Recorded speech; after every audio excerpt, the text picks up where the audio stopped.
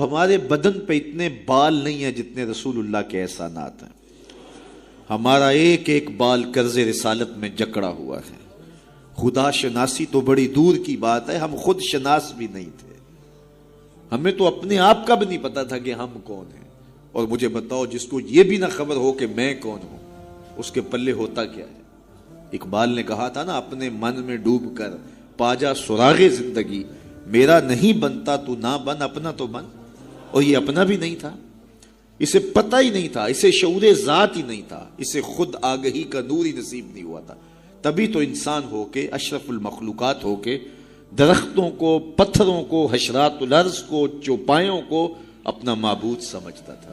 انسان کی پیشانی کہاں کہاں رسوا نہیں ہوئی. درختوں کی جڑوں کو اس نے سجدہ کیا ہے. یہ کیچوا نہیں ہوتا مچھلی پکڑنے کے لیے جس کو کانٹے سے لگاتے ہیں، کسی زمانے میں یہ بھی انسان کا معبود رہا ہے. پتھروں کو اس نے معبود سمجھا، بہائم کو، چوپایوں کو، لٹکتے پھلوں کو، برستی بارش کے قطروں کو معبود سمجھتا رہا، بادل کو معبود سمجھتا رہا، تنکوں کو، حشرات الارض کو، بہتے پانیوں کو، جلتی آگ کو اور چلتی ہواؤں کو اپنا معبود سمجھتا رہا. اسے یہ نہیں پتا کہ میں ہوں کون. اے تماشا گاہ عالم روئے تو کجا بہرے تماشا می روی. دنیا تجھے ڈھونڈنے نکلی ہے، تو کس کی تلاش میں ہے. یہ اشرف المخلوقات ہو کے، مقصود کائنات ہو کے، یہ اس کائنات کا دل اور کلیجہ ہو کے حشرات الارض کو، سانپوں کو، بچھیوں کو اپنا معبود سمجھ رہا ہے. یہ تو میرے حضور نے بتایا، یہ تیرے معبود نہیں ہیں، تیری دہلیز کے نوکر ہیں. ان درختوں کو پوچھتا ہے، یہ تو تجھے چھاؤں فراہم کرنے کے لیے، آکسیجن دینے کے لیے، تیرے ایندھن کے کام آنے کے لیے، تیرے ذوق نظر کی تسکین کے لیے، تجھے پھل فراہم کرنے کے لیے پیدا کیے گئے ہیں. ان جانوروں کو پوچھتا ہے، یہ تو تیری سواری کے لیے، بار برداری کے لیے، تجھے دودھ اور گوشت کی ضروریات فراہم کرنے کے لیے پیدا کیے گئے. یہ چاند، سورج، ستارے، اجرام فلکیہ، یہ تیرے معبود کیسے ہو سکتے ہیں؟ یہ تو تیری راہوں میں روشنی اجالنے کے لیے پیدا کیے گئے. نہیں تو دیکھ، یہ انگلی اٹھتی ہے اور چاند ٹکڑے ہو کے قدموں میں آتا ہے، سورج پلٹ کے اثر کے وقت پہ آتا ہے، اور سڑیاں کھجوراں اگا جاندائے، اور پتھراں نو کل میں پڑا جاندا. قطرے کو سمندر، ذرے کو ستارہ کرتے ہیں، کونین کو خم آ جاتا ہے جب زلف سوارا کرتے. اب انسان کی آنکھ کھلی کہ میں کون ہوں، کہ یہ پوری کائنات. درختوں کو پوچھتا ہے، جا میں نہیں، تو ہی کہہ دے تمہیں اللہ کا رسول بلا رہا ہے. اللہ اکبر. درخت شاخوں کے بل اپنے آپ کو گھسیٹتے ہوئے سلامی دینے حاضر ہو جاتے. حضرت یعلا بن مرہ کہتے ہیں کہ ایک سفر سے واپسی تھی، راستے میں قیام ہوا تو حضور استراحت فرمانے لگے، تو میں حضور کے پہرے کے لیے کھڑا ہو گیا. دور صحرا میں ایک درخت تھا، وہ ہلنے لگا، پھر جڑوں سمیت ٹکڑا اور شاخوں کے بل اپنے آپ کو گھسیٹتا ہوا میرے برابر آ کے کھڑا نہیں ہو جاتا. میرے لیے بڑی حیرت کی بات تھی، لیکن کوئی تھا نہیں کہ جس سے بات کروں. خیر تھوڑی دیر کے بعد وہ اپنی جگہ سے چلا اور جہاں سے اکھڑا تھا وہیں جا کے نصب ہو گیا. حضور بیدار ہوئے تو سلام عرض کرنے کے بعد میں نے پہلی بات یہی عرض کی. میں نے کہا، حضور وہ سامنے والا جو درخت ہے تھوڑی دیر قبل اپنی جگہ سے اکھڑا تھا، شاخوں کے بل اپنے آپ کو گھسیٹتا ہوا یہاں آیا، رکا، جھومتا رہا، پھر واپس چلا گیا. حضور نے حیرت کا اظہار نہیں کیا. میں تو سویا تھا، تفصیل سناؤ. کوئی آندھی آئی، کوئی جھکڑ آیا، کوئی طوفان آیا، کیسے اکھڑا؟ حضور مسکرا دیے اور فرمایا، ھذہ شجرۃ استاذنت ربھا. فرمایا، یہ درخت ہے، اس نے رب سے اجازت مانگی تھی. مالک تیرا محبوب نیڑے آیا ہے، سلام نہ کر رہا ہوں. فاذن لھا، تو رب نے اس کو اجازت دے دی تھی، یہ مجھے سلامی پیش کرنے آیا تھا. تو پوری کائنات تو ان کے حسن کا طواف کرتی دکھائی دیتی ہے. وہ انگلی اٹھاتے ہیں، چاند کے ٹکڑے ہوتے ہیں، سورج پلٹ کے اثر کے وقت پہ آتا ہے، درخت کلمہ پڑھ رہے ہیں، کنکر بول کے گواہیاں دے رہے ہیں. اب انسان کی آنکھ کھلی کہ میں جن کو معبود سمجھتا تھا یہ تو ہمارے گرد طواف کر رہے ہیں. اب اس کی آنکھ کھلی، اب شعور سنبھلا، اور اب وہ سمجھنے لگا کہ میں کون ہوں. اپنی حیثیت سے اب آگاہ ہوا. اللہ اکبر. بے خبر تو جوہر آئینہ ایام ہے، تو زمانے میں خدا کا آخری پیغام ہے. اسے اب اپنی ذات کا شعور ہونے لگا. خود سے ملاقات ہی تب ہوئی جب حضور تشریف لائے. تو راز کن فقاں ہے، اپنی آنکھوں پر آیا ہو جا، خودی کا رازداں ہو جا، خدا کا ترجمہ ہو جا، خودی میں ڈوب جا غافل، یہ سر زندگانی ہے، نکل کر حلقہ شام و سحر سے جاویداں ہو جا، مسافے زندگی میں سیرت فولاد پیدا کر، شبستان محبت میں حریر و پر نیا ہو جا، گزر جا بن کے سیلے تند رو کو ہو بیاباں سے، گلستان راہ میں آئے تو جوئے نغمہ خاں ہو جا، تیرے علم و محبت کی نہیں ہے انتہا کوئی، نہیں ہے تجھ سے بڑھ کر ساز فطرت میں نوا کوئی، اسے اب پتہ چلا، اپنی ذات کی شناخت اب ہوئی، اللہ اکبر، کانپتا ہے دل تیرا اندیشہ طوفان سے کیا، نا خدا تو، بحر تو، کشتی بھی تو، ساحل بھی تو، دیکھ آ کر کوچائے چاکے گریباں میں کبھی، کیس تو، لیلا بھی تو، صحرا بھی تو، محمل بھی تو، وائے ناکامی کہ تو محتاج ساکی ہو گیا، میں بھی تو، مینا بھی تو، مستی بھی تو، حاصل بھی تو، آہ کس کی جستجو آوارہ رکھتی ہے تجھے، راہ تو، رہرو بھی تو، رہبر بھی تو، منزل بھی تو، بے خبر تو جوہر آئینہ ایام ہے، تو زمانے میں خدا کا آخری پیغام ہے۔ تو اب انسان کو اپنی ذات کا شعور ہوا، خدا شناسی تو بڑی دور کی بات ہے، میں کہتے ہیں انسان کی اپنی ملاقات اپنے آپ سے تب ہوئی جب حضور آئے، خودی کا شعور تب ملا جب حضور آئے، من سے آگہی تب ہوئی جب حضور آئے۔ تو اگر وہ تشریف فرما نہ ہوتے، خدا شناسی تو بڑی منزل ہے، انسان خود شناس بھی نہ ہوتا، اپنے ذات سے بھی آگاہ نہ ہوتا، انسان ہو کے انسانوں کے گلے چیر رہا تھا، سکا باپ اپنی بیٹی زندہ درگور کر کے فخر کرتا تھا کہ میں نے اپنی آبرو بچا لی ہے، مائیں دنیا کی منڈیوں میں بکتی تھیں، باپ کی توقیر کوئی نہیں تھی، اور یہ تو میرے حضور آئے جنہوں نے آ کے بتایا کہ بیٹی عزت کی جگہ پر ہے۔ آپ نے یہ حدیث بارہا سنی ہوگی، علماء کرام سے بارہا سنی ہوگی، لیکن ذرا اس کو اس پہلو میں دیکھو، جب بیٹیوں کو زندہ درگور کر کے باپ فخر کر رہا تھا، اس زمانے میں میرے حضور نے کہا میری بیٹی میرے جگر کا ٹکڑا ہے۔ یہ صرف کلمہ تحسین ہی نہیں ہے، یہ کلمہ جہاد ہے۔ اس دور میں جب بیٹیوں کو زندہ درگور کر کے باپ فخر کر رہا تھا، آج تو ہر شخص اپنی بیٹی کو قرار جان سمجھتا ہے، بیٹی کو آنکھوں کا نور سمجھتا ہے، نور نظر سمجھتا ہے، بیٹی کے جہیز کے لیے باپ اپنی ساری زندگی لگا دیتا ہے، پردیس کاٹ دیتا ہے، جوان بھائی فیکٹری میں اوور ٹائم لگاتا ہے، میں بہن کے ہاتھ بھی لے کر۔ تو آج اگر بیٹی کے بارے میں کوئی محبت بھرے جملے کہے جائیں تو بڑی بات نہیں ہے، جب باپ زندہ درگور کر کے فخر کرتا تھا، معاشرے سے اسے داد ملتی تھی کہ تو نے بیٹی کو زندہ درگور کیا ہے، اس زمانے میں میرے حضور نے کہا کہ میری بیٹی میرے جگر کا ٹکڑا۔ اللہ اکبر، کیسی تبدیلی آئی۔ ایک موقع آیا، فرمایا کہ جو دو بیٹیاں یا دو بہنیں ان کی اچھی تربیت کرے اور ان کو پروان چڑھائے اور ان کی اللہ کی رضا کے لیے شادی کر دے تو قیامت کے دن وہ میرے ساتھ اس طرح قریب ہوگا جس طرح یہ دو انگلیاں قریب ہیں۔ تو مجلس میں موجود ایک صاحب اٹھے، کہا حضور اگر کسی کی دو بیٹیاں نہ ہوں تو ذرا اس کے پیچھے جھانکنے کی کوشش کیجئے، کہاں بیٹیاں زندہ درگور ہوتی تھیں اور کہاں ایک بیٹی والا سوچ رہا ہے کاش کہ میری بھی دو بیٹیاں ہوتی اور میں یہ احساس پاتا۔ تو یہ معاشرے کو ایک رنگ دیا، معاشرے کو ایک آہنگ دیا، خدا شناسی بھی دی، خود شناسی بھی دی، انسانی حقوق جو پامال ہو رہے تھے ان کو بحال بھی کیا۔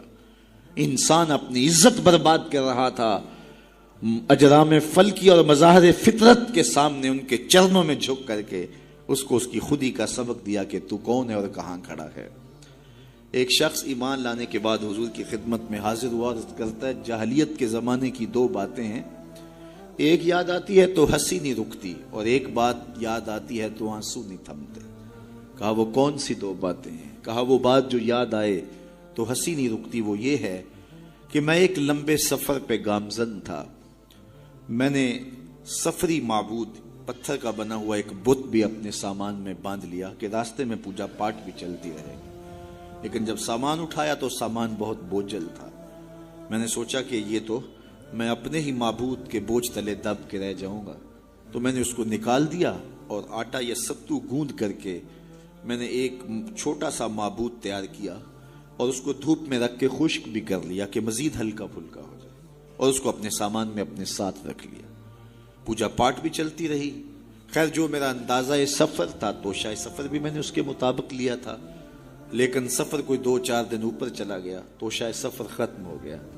ایک آدھ دن تو میں نے بھوک کاٹی، لیکن جب انتڑیوں میں بل پڑنے لگے اور مجھ سے گوارا نہ ہوا تو میں نے تھیلے سے اپنے اس معبود کو نکالا جو آٹے کا بنا ہوا تھا، اس کو پتھر پہ رکھ کے کوٹا، پھر اس میں پانی ڈالا، پھر اس کو گوندا، پھر روٹی پکائی اور پھر کہا میرے معبود اب کام نہیں آئے گا تو کب آئے گا؟ اب تو میری انتڑیوں میں بل پڑ رہے ہیں.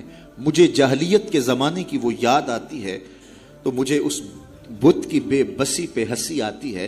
کیسا بے بس معبود تھا جو اپنے پجاری کو اتنا بھی گزارش نہیں کر سکتا تھا. مجھے پوجنے والے میرے پہ اتنا تو ترس کھا، اب مجھے دانتوں تلے چبا کے تاریخ میدے میں پھینکے گا، پھر گندگی کے ڈھیر پہ ڈال آئے گا. آخر میں تیرا معبود رہا ہوں، میرے پر یہ قیامت تو نہ توڑ. تو ایک تو وہ یاد آتی ہے بات تو میری ہنسی نہیں رکتی، اور جو دوسری بات مجھے یاد آتی ہے تو میرے آنسو نہیں تھمتے، اور وہ یہ ہے کہ میری بیوی امید سے تھی اور میں لمبے سفر پہ گیا. کئی سالوں کے بعد واپس پلٹا تو میرے آنگن میں بیٹی کھیل رہی تھی. میری بیوی نے اس ڈر سے کہ کہیں بیٹی کو دیکھ کر کے زندہ درگور نہ کر دے، اس کے توتلے لہجے میں میرے لیے محبت ڈال دی تھی، اور وہ مجھے یا آباتا ہو کہہ کے مخاطبہ کرتی ہے اور میری ٹانگوں سے چمٹ جاتی. میں صفاق تھا اندر سے اور مجھے بڑا غصہ آیا.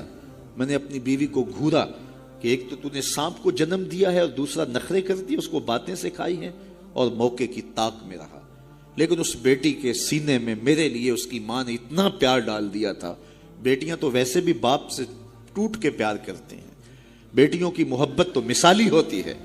پھر ماں نے محنت کی تھی کہ اس کا باپ کوئی انتہائی قدم نہ اٹھائے، تو اس کے لیے اس کے باپ کے لیے بے پناہ محبتیں ڈال دی تھی. کہتے ایک دن میں نے موقع پایا اور اس بیٹی کو اٹھایا اور صحرا میں لے گیا. میرا خیال یہ تھا اس سے آج جان چھڑا لوں، اور گڑھا کھودنے لگا. کڑکتی دھوپ تھی، میرے بدن پہ پسینہ نمودار ہوتا تھا. وہ آگے بڑھتی اور اپنے دوپٹے سے میرے ماتھے کا پسینہ پوچھتی، لیکن میرا دل پھر بھی نرم نہ ہوا. خیر جب میں نے گڑھا کھود لیا تو باہر نکلا تو میری بیٹی نے سکھ کا سانس لیا کہ میرے باپ کی مشقت ختم ہوئی. لیکن وہ نہیں جانتی تھی کہ اگلی مشقت کس کی شروع ہونے والی. میں باہر نکلا، اس کو زور سے اس گڑھے میں دھکا دے کے اوپر سے مٹی انڈھیلنے لگا. وہ ننھے ننھے ہاتھ جوڑتی رہی، چیختی رہی اور مجھ سے گزارشیں کرتی رہی کہ یہ کیا کر رہے ہو. لیکن میں اوپر مٹی انڈھیلتا رہا اور اس کی چیخیں اس ریت تلے دب گئی. آج جب اسلام لایا ہوں تو اس کی چیخیں مجھے سونے نہیں دیتی. عرب کے ریگزاروں میں دبی ہوئی معصوم بچیوں کے سسکتے آنسو اور اس کی روتی آنکھیں کس کو پکار رہی تھی. بیواؤں کی چیخیں فریاد کر کر کے کس کی منتظر تھیں. یتیم کس کو ڈھونڈ رہے تھے، کس کے منتظر تھے. زمانہ آنکھیں فرش بچھائے ہوئے کس کا انتظار کر رہا تھا. وہ جس کے نام پر داؤد نے نغمہ سرائی کی، وہ جس کے ذکر پر شاہ سلیمان نے گدائی کی. دل یحییٰ میں رہ گئے ارماں جس کی زیارت کے، لب عیسیٰ پہ آئے واز جس کی شان رحمت کے. جو بن کے روشنی پھر دیدائے یعقوب میں آیا، جسے یوسف نے اپنے حسن کی نئے رنگ میں پایا. ندانم آ گلے خنداں چے رنگ و بو دارت، کہ مرغے ہر چمنے آرزوئے او دارت.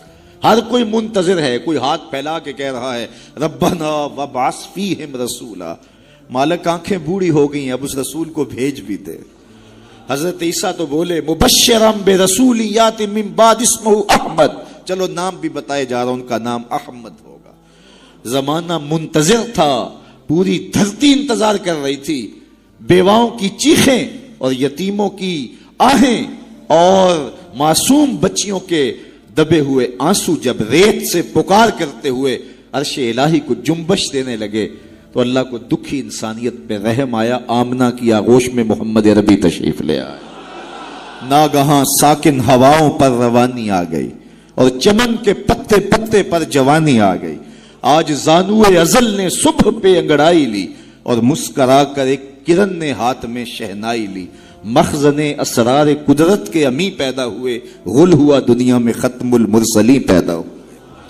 ایک بہار پھیلی نا. ربی ویسے بھی عربی میں بہار کو کہتے ہیں، ربیع الاول آغاز بہار. کہا محبوب تو محبوب ہے اور محبوبوں کو بہاریں ہی سجتی ہیں. جب گلیاں چٹکنے لگیں گی، غنچے مہکنے لگے گی، جب کائنات بہار بن جائے گی، جانے بہار بن کے تشریف لے آنا۔ تو ان کی جلوہ گری، ان کی تشریف آوری انسانیت پر اللہ کا بہت بڑا احسان، اسی لیے اس کو جتلایا اور کہا لقد من اللہ علی المؤمنین اذ بعث فیہم رسولا۔ تو یہ احسان عظیم ہمارے اوپر ہوا، اتنی بڑی نعمت، وہ نعمت عظمیٰ جس کے لیے نبی منتظر رہے، نبیوں کی ٹیمیں منتظر رہیں، اور ہم نے کوئی آرزو تو نہیں کی تھی، وہ تو منتیں مانتے رہے۔ بحیرہ راہب کہاں بیٹھا تھا، نستورہ کہاں بیٹھا تھا، کہاں کہاں منتظر، ان کی راہوں میں لوگ بیٹھے تھے۔ شب ہجر کی سختیاں، کوئی اس سے جا کے پوچھے، تیری راہ تکتے تکتے جسے صبح ہو گئی ہے۔ زمانے منتظر رہے، صدیاں منتظر رہیں، لوگ راہوں میں بیٹھے رہے، ہم نے کوئی انتظار نہیں کیا۔ آنکھ کھلی، ہمارے والد صاحب مؤذن کو مسجد سے بلا لائے، انہوں نے کان میں آ کے کہا مبارک ہو، تو حضور کا غلام بن کے آ رہا ہے۔ شاہوں سے ملا ہے نہ تونگر سے ملا ہے، اللہ کا عرفان اسی در سے ملا ہے۔ اوروں کو ملا ہے تو مقدر سے ملا ہے، مجھ کو تو مقدر بھی تیرے در سے ملا ہے۔ تو یہ ہماری خوش بختی، ہماری فیروز بختی کہ ہمیں وہ محبوب نصیب ہوئے جس کے لیے زمانے تڑپتے رہے، ترستے رہے، منتظر رہے، آنکھیں بچھی رہیں، تمنائیں بیتاب رہیں، آرزویں مچلتی رہیں، لیکن وہ جانے بہار بن کے تشریف لے آئے۔ اب جب حضور تشریف لائے ہیں، پھر صحابہ نے تو حد کر دی نا، اپنا سب کچھ ان کے نام پہ لٹا دیا، کہا آپ کے دین کا جھنڈا لے کے اٹھیں گے اور دنیا کے آخری کنارے تک پہنچیں گے۔ پھر تابعین نے وہ جھنڈا تھاما، تبع تابعین نے وہ جھنڈا تھاما۔ اس شخص کی کہانی ہم نہیں بھول سکتے جو گھوڑے پہ بیٹھ کے اللہ کے نام کی دعوت دیتے ہوئے آگے بڑھا، آگے دلدل آ گئی، زمین ختم ہو گئی، تو گھوڑے کی باگیں کھینچ لیتا ہے اور کہتا ہے مالک میرے جذبے تو جوان تھے، تیری زمین ہی ختم ہو گئی۔ اس پہ اقبال نے کہا تھا دی اذانیں کبھی یورپ کے کلیساؤں میں، کبھی افریقہ کے تپتے صحراؤں میں، دشت و دشت دریا بھی نہ چھوڑے ہم نے، بحر ظلمات میں دوڑا دیے گھوڑے ہم نے۔ تو وہ ہمارے اسلاف تھے۔ آج میں اور آپ حضور کے میلاد میں آئے ہیں، ہم ایک لمحے کے لیے اپنے باطن میں اتریں، اپنے اندر اتریں اور سوچیں کیا ایک محفل سے حضور کی محبت کا حق ادا ہو جاتا ہے؟ کہ ایسے ہاتھ لہرانے سے حضور کا محبت کا حق ادا ہو جاتا ہے؟ کڑک دار نعرہ لگانے سے حضور کی محبت کا حق ادا ہو جاتا ہے؟ کیا لوگوں کو بلائیں، دعوت دیں، کھانے کھلائیں، بریانیاں کھلائیں تو کیا حضور کی محبت کا حق ادا ہو جاتا ہے؟ آئیے اگر حضور سے محبت کرتے ہیں تو سر سے لے کر پاؤں تک حضور کی غلامی کے رنگ میں رنگے جائیں۔ ہمارے استاد فرمایا کرتے تھے یہ نہ ہو کہ لوگ تمہیں پوچھیں تمہیں کون ہوتے ہو اور تمہیں بتانا پڑے کہ ہم مسلمان ہوتے ہیں، یہ دیکھو مذہب کے خانے میں اسلام لکھا ہے۔ فرماتے تھے صاحب کسی کو پوچھنا نہ پڑے، تجھے بتانا بھی نہ پڑے، تیری وضاقتہ، طرز زندگی، انداز معاشرت ایسا ہونا چاہیے تو دور سے آ رہا ہو، لوگ پہچان کے کہیں وہ دیکھو آقا کا غلام آ رہا ہے۔ نور آنکھوں میں تو چہروں پہ اجالے ہوں گے، مصطفیٰ والوں کے انداز نرالے، دنیا میں بھی ان کے دم سے مقدر چمکا، محشر میں بھی ان کی رحمت کے حوالے ہوں گے۔ تو یہ میری اور آپ کی فیروز بختی کہ ہمیں وہ رسول اور نبی نصیب ہوئے۔ تو آئیے اپنی زندگی کی ایک ایک سانس حضور کے نام کر دیں، جئیں تو حضور کے لیے، مریں تو حضور کے لیے، اور اپنی زندگی کو حضور کی راہوں میں نچھاور کرتے ہیں، ان کے دین کا جھنڈا لے کر کے اٹھیں اور دین کے پیغام کو دنیا تک ایک ایک کونے تک پہنچانے کا عزم کریں۔ اور وہ کیسے ممکن ہوگا کہ ہم اپنے انداز زندگی کو تبدیل کریں۔ جب کوئی شخص صالحیت کا لبادہ پہن لیتا ہے تو پھر وہ زبان سے نہ بھی بولے، وہ سنت و سیرت کا پیکر گلی سے گزر بھی رہا ہو تو وہ بھی تبلیغ کا رنگ ہوتا ہے، وہ بھی ایک انداز ہوتا ہے، دعوتی انداز ہوتا ہے۔ لیکن اگر میں زبان سے دعوت دین کی دیتا رہوں اور میرا رویہ، میرا عمل، میرا کردار، میرا لہجہ، میرے اخلاق اس کی نفی کر رہے ہوں تو میں حرف حرف منافقت کر رہا ہوں۔ اس لیے مجھے اپنے رویے کو، اپنے طرز زندگی کو، اپنے انداز معاشرت کو حضور کی سنت کے سانچے میں ڈھالنا پڑے گا۔ محمد دی زیارت محمد دے رنگ وچ، ٹھگ بازیاں جانے پیارا محمد۔ اقبال نے کہا تھا چوب نام مصطفیٰ خانم درود، از خجالت آب می گردد وجود، عشق می گوید کہ اے محکوم غیر، سینائے تو از بتا مانند دیر، تا نداری از محمد رنگو بو، بر زبان خود میالہ نام ہو۔ تو اس کو پنجابی میں جو ہے وہ قلم توڑ دیا اللہ اکبر. یاری لا تو پاک نبی سنگ اے پر پوری یاری. ذرا دیکھیے شعر کا حسن دیکھیے, اٹھان دیکھیے. یاری لا تو پاک نبی سنگ اے پر پوری یاری, پھر درود قبول ہے تیرا لکھ نہ لو ایک واری. تو اپنے آپ کو ان کی محبت کے رنگ میں رنگ لو اور پھر دیکھنا کہ حضور کی محبتیں اور رحمتیں کیسے برستی ہیں. حضور علیہ السلام آگے بڑھے تو کچھ لوگوں کو دیکھا کہ وہ خون کے دریا میں ہیں اور ان کے پیٹوں میں پتھر ہیں. تو جبریل امین سے پوچھا کہ یہ کون بد نصیب لوگ ہیں؟ تو عرض کرنے لگے یا رسول اللہ صلی اللہ علیہ وسلم, یہ وہ بدبخت ہیں جو سود کھاتے تھے.